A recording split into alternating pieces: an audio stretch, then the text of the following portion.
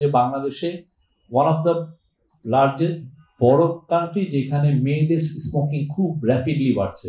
উচ্চ পর্যায়ে কমিটিও করে দেওয়া হয়েছে, যে উচ্চ পর্যায়ে কমিটি এটা দেখছে যে কিভাবে করলে আসলে বাংলাদেশের আমরা এমন একটা সবার জন্য উইন উইন হয়, গভর্নমেন্টের জন্য উইন উইন হয়, যারা সিগারেট ছাড়তে চাচ্ছি তাদের জন্য একটা ফেজ আউটের একটা জায়গা তৈরি হয়, সব মিলিয়ে আমাদের সোসাইটির জন্য যেটা মঙ্গল সেই জায়গাটা বের করা।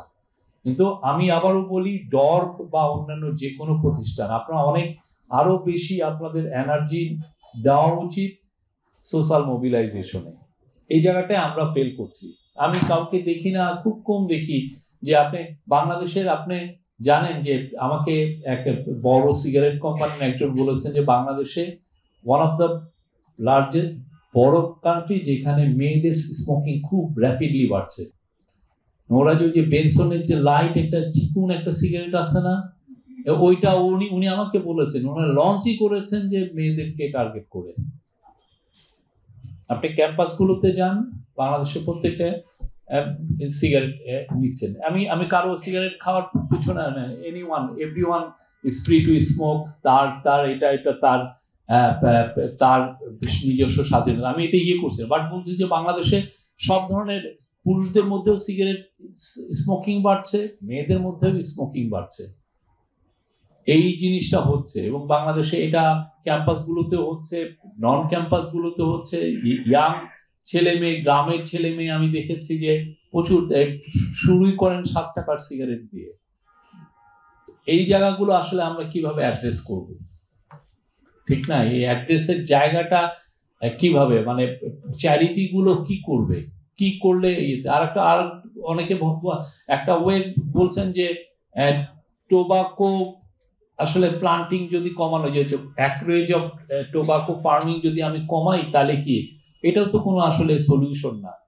আপনি এটা করবেন, এটা আপনি যেই জায়গাগুলো টোবাকো হয় ওইখানে যে আপনি দেখেন তিস্তা নদীর দুই পাশে, বা মিরপুরে, যেটা কুষ্টিয়ার মিরপুর বা ওদিক দিয়ে এই পুরো জায়গাগুলো দেখেন, ওইখানে আসলে অর্থকরী ফসল টোবাকো ছাড়া তো আর কিছু নাই।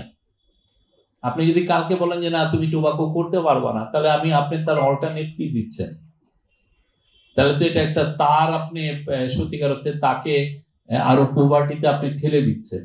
সে তো এটা তার অর্থকরী ফসল, সেটা দিয়ে তার লাভ হচ্ছে, সে এটা বেঁচে আছে সেটার উপরে। তো পুরো জিনিসটা অনেকটা মোরাল একটা বিষয়, ইথিক্যালি বিষয়। খুব ভালো রকমের কোনো সলিউশন আমাদের কারোর কাছে নাই। বেস্ট হয় যদি আমরা খুব অসম্ভব একটা সোশ্যাল মোবিলাইজেশন করে, দেশব্যাপী প্রচারণা করে, যদি আমরা সবাইকে সিগারেট মুক্ত একটা সমাজ তৈরি করতে পারতাম। সেটা তো আমরা আসলে পারছি না, সবাই খাচ্ছি। আমি নিজেও সিগারেট অনেকদিন খেয়েছি। হ্যাঁ, তো না আমি স্মোকিং করি না। আমি 100 দিন করছিলাম, 100 দিনের মতো। পরে আমার আসলে খুশি নিচ্ছিল না। আমরা এমন কোনো কিছু বের করতে পারি নাই যার ফলে আমরা বলতে পারি যে না আমরা মানুষজনকে উদ্বুদ্ধ করে টোবাকো থেকে বের করে নিয়ে আসছি। যেটা একটা ইয়াং ছেলে হোক, যেটা একটা ইয়াং মেয়ে হোক, কারোকেই তো আমরা উদ্বুদ্ধ করতে পারছি না।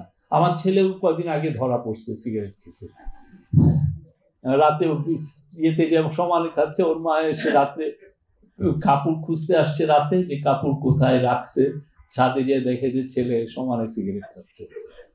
তো এই জিনিসগুলো আমরা তো পারছি না, অনেস্টলি খুবই বাজে জিনিস।